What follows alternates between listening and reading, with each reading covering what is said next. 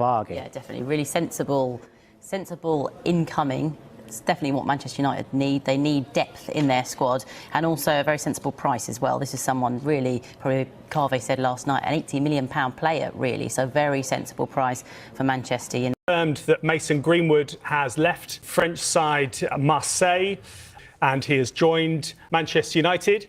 In terms of the transfer itself, he's signed a 5-year contract. A gesture that sparked a global debate: football, leadership, and the Greenwood controversy.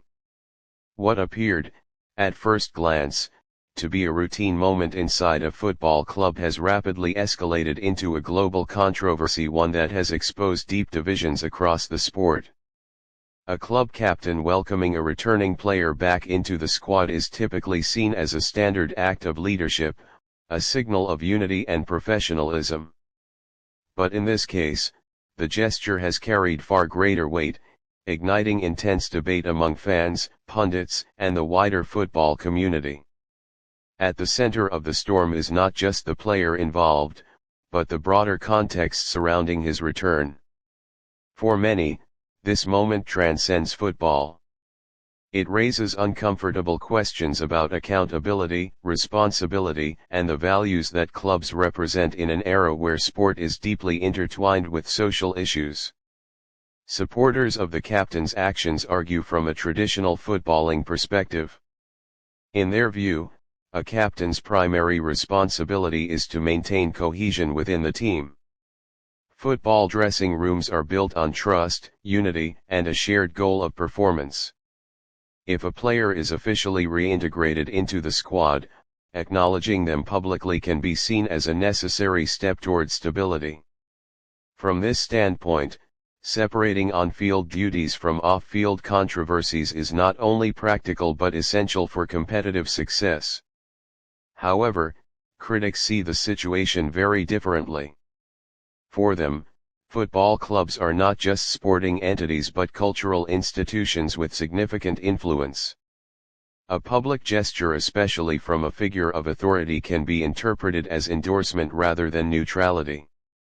In a landscape where fans increasingly expect clubs to reflect societal values, such actions risk being viewed as dismissive of serious concerns. This perspective emphasizes that leadership is not only about managing a team, but also about understanding the broader message being sent to millions of supporters worldwide.